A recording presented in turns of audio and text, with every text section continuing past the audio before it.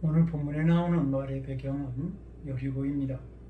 본문은 이 성읍의 위치가 좋다 이렇게 말하고 있고, 현대인의 성경과 같은 다른 말씀에는 이 성읍의 터는 아름답다 이렇게 기록하고 있습니다.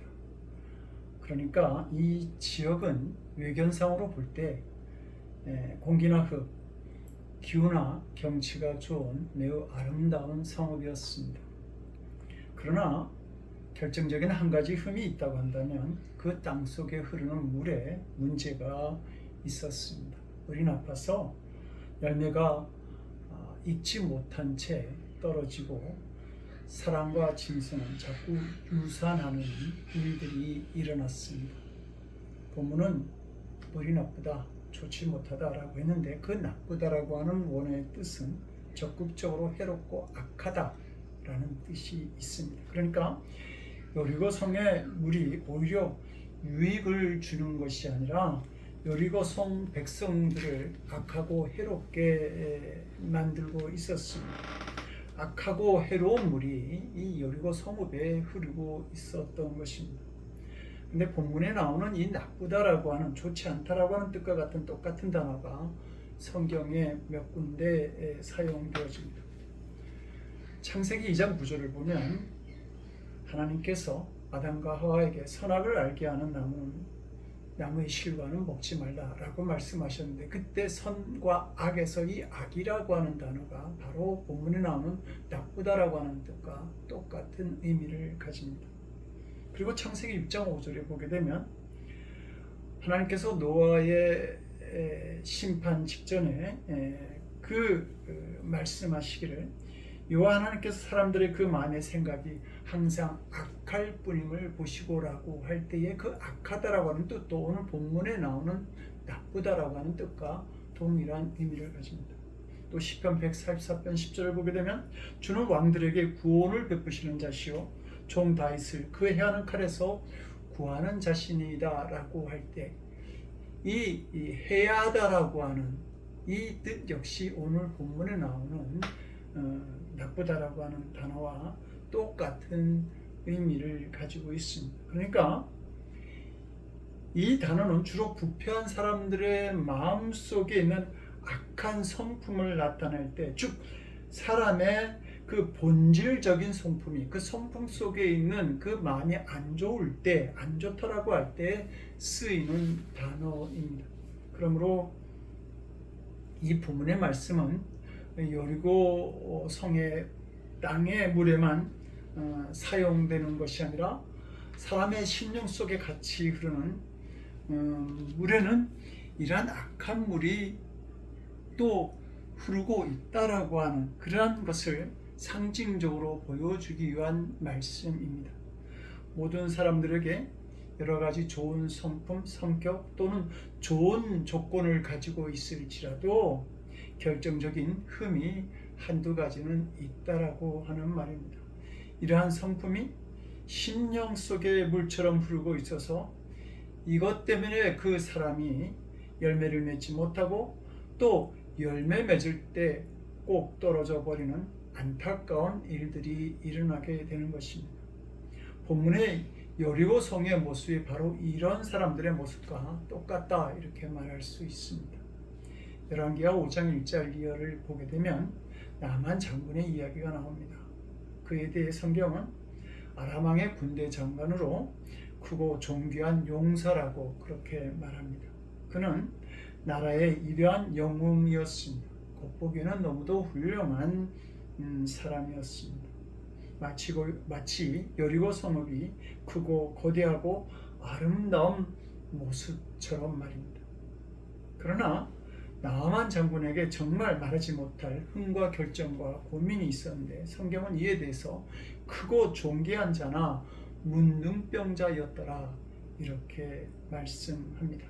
이 한 가지 문제가 결정적으로 나만의 생애를 절망과 낙심 속으로 몰고 간 것입니다. 성도 여러분, 우리도 겉사람은 괜찮게 보일지 모르지만 자신의 심령을 보게 되면 이 나만의 문둥병처럼 냄새나고 더러운 생각들 그리고 힘들고 고통스러운 마음들이 우리 안에 자리 잡고 있음을 보게 됩니다.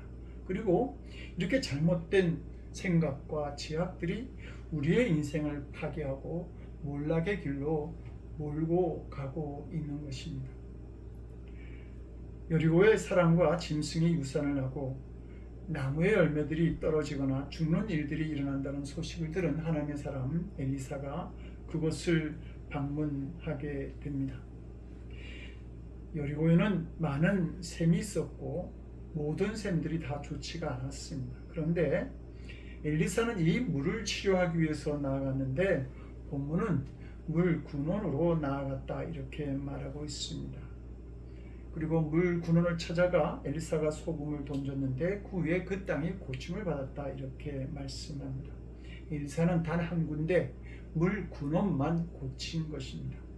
여리고에 있는 모든 물의 근원이 고쳐지자 여리고에 있는 모든 물이 다 깨끗하고 좋아지게 됩니다. 근본적인 치료가 있어야 된다는 말입니다. 흐르는 물을 치료하고 깨끗하게 한다고 해서 문제가 해결되어지는 것이 아닙니다. 물 근원이 치료되어져야 합니다. 우리 인생의 변화에도 우리의 영혼이 치료받는 근본적인 치료가 있어야 합니다. 우리 삶을 좌우하는 근본적인 문제는 영적인 문제입니다. 하나님이 축복하시는 문제인 것이죠. 그러므로 요한 3서 1장 2절은 말합니다. 사랑하는 자여 내 영혼이 잘된 같이 내가 범사에 잘되고 강건하기를 내가 간구하노라. 사무엘상에는 엘리라고 하는 가정과 엘가나라고 하는 두 가정을 소개하고 있습니다. 두 가정은 서로 다른 사회적 위치를 가지고 있었습니다. 엘리라는 가정은 대제사장이라고 하는 높은 지위를 가진 가정이었습니다. 그러나 그 가정에 흐르는 영적인 흐름에는 문제가 있었습니다. 엘리 대제사장의 두 자녀는 성막에서 봉사하는 여인들과 동침을 하고 하나님의 음식을 자기들 마음대로 처리하였습니다. 이런 자녀들에 대해서 성경은 이 소년들의 죄가 여호와 앞에 심히 크면 그들이 여호와의 제사를 멸시하였기 때문이다 라고 고발하고 있습니다.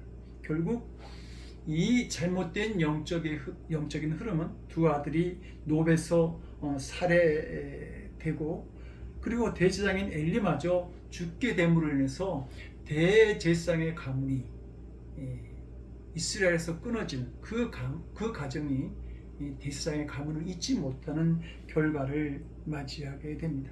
집안도 가문도 다 망하는 결과를 가져온 것입니다. 그러나 엘가나의 가정은 레위지파 사람으로 평범한 가정이었습니다. 사회적으로는 별 볼일 없는 가정이었을지 모르지만 사무엘상 1장 1절은 엘가나의 이름으로 시작합니다. 그 말은 깊은 신앙의 가정이었다고 하는 말입니다. 하나님은 영적인 흐름을 굳게 세운 그 가정을 축복하셨습니다. 그래서 그 가정에서 이스라엘의 마지막 사사이며 사울 왕과 다윗 왕에게 기름을 부었던 사무엘 선지자를 배출하는 위대한 가문을 만들게 됩니다. 이 두 가정의 차이는 영적인 문제가 해결되어졌는가 해결되어지지 않은가 하는 문제였습니다. 오늘 본문은 우리의 문제도 근원에서 나오고 답도 근원이라고 말씀하고 있습니다. 그러므로 우리의 근원이 되는 영혼의 문제를 우리가 잘 볼 수 있어야 합니다. 엘리사는 기적을 많이 베푼 선지자였습니다. 먼저 오늘 본문에 나오는 것처럼 여리고의 물을 깨끗하게 하였고 자신에게 대물이라고 조롱하던 42명의 청년을 앙곰에게 물려 죽게 하기도 합니다.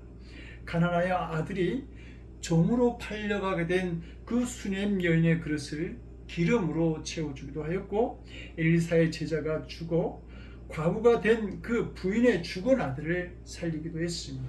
그리고 아람 왕의 군대 장관인 나아만의 그 한센병, 문둥병을 고쳐주기도 했습니다. 그런데 엘리사가 엘리야로부터 영감을 받고 난 후 그래서 후계자가 된 다음에 한 첫 사역이 바로 그 사역의 첫 번째 기적이 바로 이 여리고의 물을 깨끗하게 하는 그러한 일이었습니다.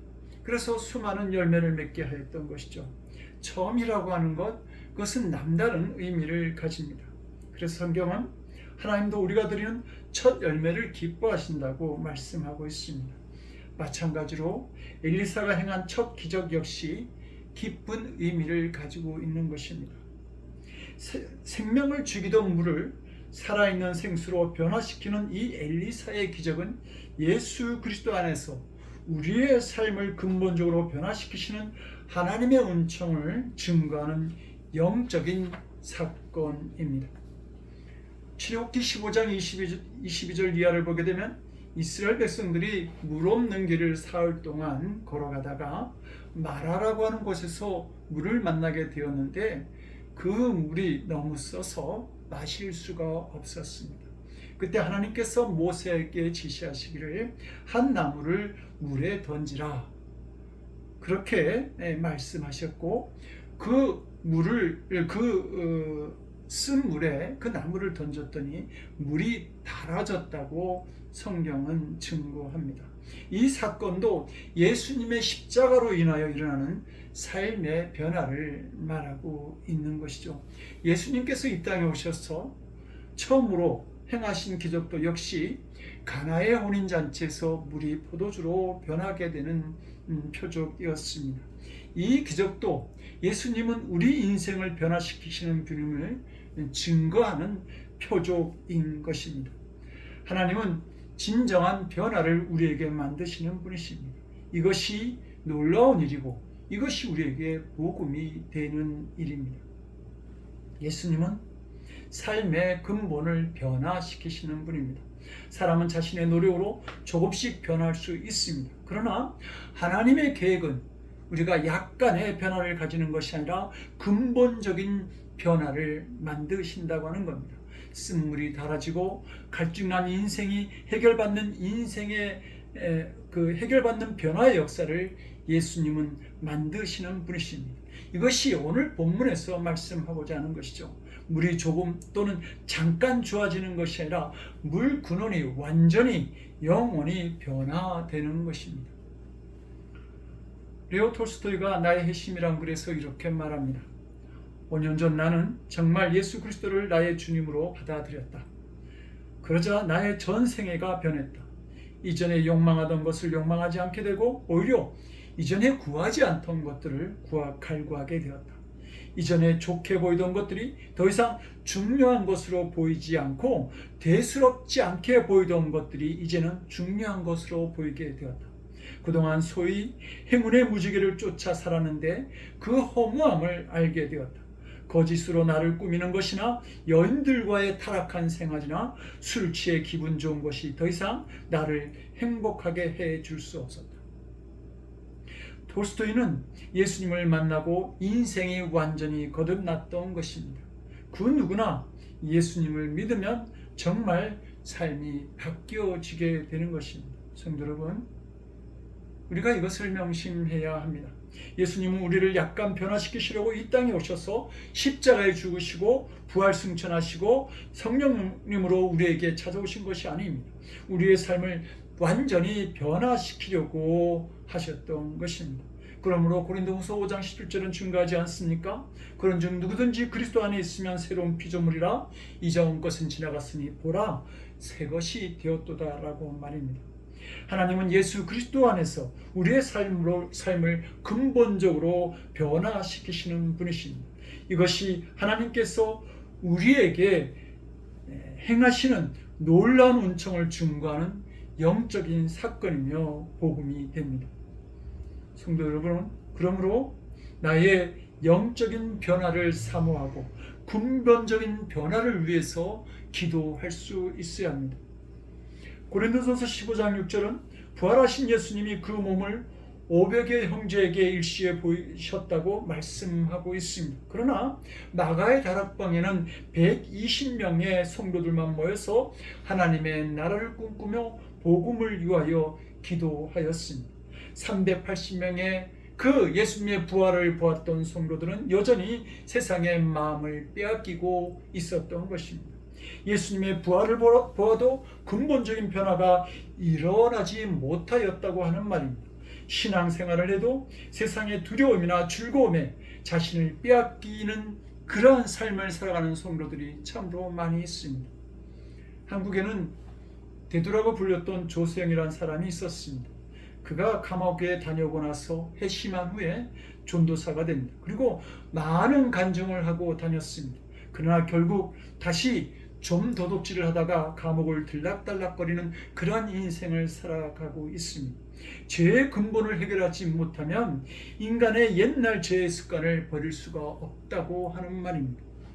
다윗은 시편 51편 5절에서 내가 죄악 중에서 출생하였으며 어머니가 죄 중에서 나를 잉태하였나이다 라고 고백합니다.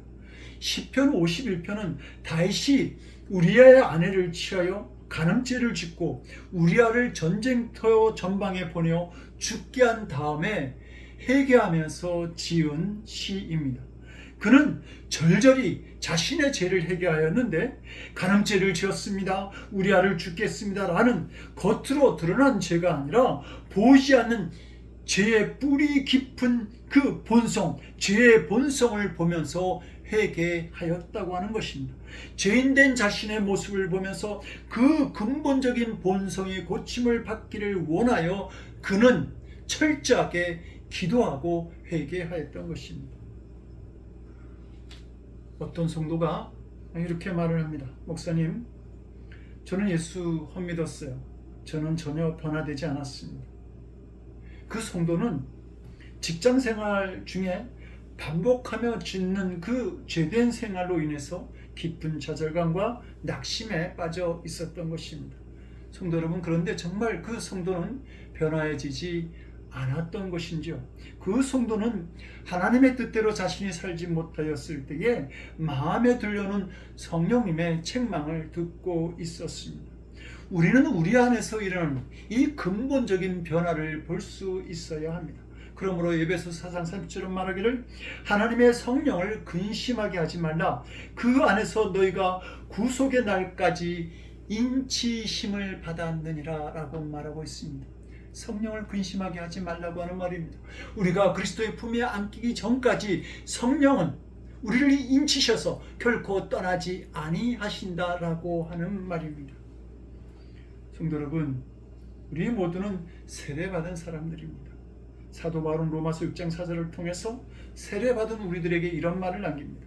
그러므로 우리가 그의 죽으심과 합하여 세례를 받음으로 그와 함께 장사되었나니 이는 아버지의 영광으로 말미암아 그리스도를 죽은 자 가운데서 살리심과 같이 우리로 또한 새 생명 가운데서 행하게 하려 함이니라. 아멘입니다. 세례의 의미가 장사된, 즉 죽은 자라고 하는 뜻입니다. 그래서 주님께서 우리를 세례의 자리로 인도하시고 우리에게 죽으라고 말씀하시는 것은 하나님께서 제 안에 완전한 변화를 이루시겠다고 하는 뜻을 가진 것입니다. 그러므로 문제를 만날 때마다, 큰 과제를 만날 때마다 하나님, 저는 예수님 안에서 죽었습니다. 제 안에서 예수님께서 역사하시길 바랍니다 하면 모든 문제가 해결되어지는 은혜를 경험하게 됩니다. 새 생명 가운데 사는 놀라운 은혜를 경험할 수 있게 되는 것입니다. 그렇다면 사랑하는 성도 여러분, 여러분들은 근본이 변화한 사람들인지요? 당황스러운 질문일 수도 있겠지만 가만히 자신을 점검해 보시기 바랍니다. 십자가를 바라보면서 속죄함을 받은 확신이 있습니까? 원수조차도 용서하고 사랑하라는 말씀이 들리고 있는지요? 사람을 사랑하면 할수록 더욱 영혼을 구원하야겠다라고 하는 그 구령의 열정이 생기고 있는지요? 제가 목회 경험을 되돌아볼 때에 이 환자를 신방해 보면, 목사님, 제가 이 병을 나으면 이제부터 열심히 신앙생활 하겠습니다 라고 말하는 사람들이 있습니다.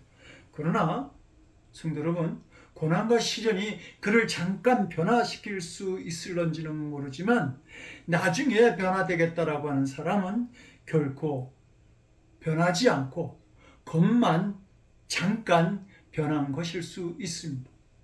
그런데 어떤 이들은 이렇게 말하죠. 목사님, 나는 병든 것이 감사합니다. 몸이 병들고 난 후 주님의 은혜에 눈이 띄었습니다. 주님께서 제 영혼을 구원하셨습니다. 그러므로 이제 제 생명은 주님의 것이고 앞으로 만약에 주님께서 살려주신다고 한다면 제 생명을 주님께서 기뻐하시는 일만을 위해서 사용하겠습니다. 이런 분이 진정으로 변한 분이시죠. 중심이 변해야 근본이 달라지는 것입니다. 수술에 필수적인 마취약을 개발한 스콜랜드의 외과 의사 제임스 심슨 박사에게 한 신문 기자가 물었습니다. 당신의 생애에서 가장 위대한 발견은 무엇입니까? 그때 심슨 박사가 대답합니다. 나의 삶에 있어서 가장 위대한 발견은 내가 죄인인 것과 예수님이 나의 구주인 것을 발견한 것입니다. 성도의 변화된 삶은 이 영적인 변화에서 나오는 것이죠. 우리가 영적인 변화에 근거하여 생각하고 말하고 행동할 때 완전한 삶의 변화가 찾아오는 것입니다. 성도 여러분, 이 세상에 진정한 복음이란 없습니다. 그러나 꼭 하나가 있습니다. 그것은 바로 우리 주 예수 그리스도입니다.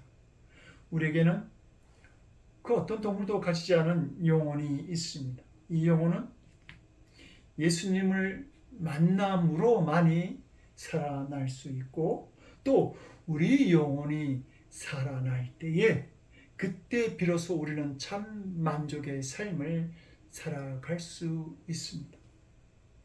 사무엘은 물 근원을 고치면서 새 그릇에 소금을 준비하라고 그렇게 말합니다. 마찬가지로 내 자아를 죽여 새롭게 된 내 안에 성령께서 거하시는 은혜가 있기를 원합니다.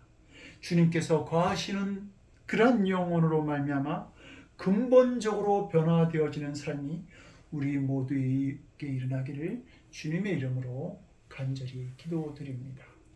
기도하시겠습니다. 좋으신 하나님, 우리의 변화된 삶을 위해 독생자를 허락하여 주심을 감사드립니다. 이제 죄악된 생활과 더러운 생각들을 정리하지 못한 채 어렵고 힘든 삶을 살아가는 저희들이 그리스도 안에서 변화되어지기를 원합니다. 우리의 영혼부터 달라짐으로 인해서 우리의 삶이 주님을 증거하는 복된 삶으로 나아가기를 원합니다. 주님, 우리를 도우시고 우리와 함께하여 주시옵소서. 예수님의 이름으로 기도드립니다. 아멘.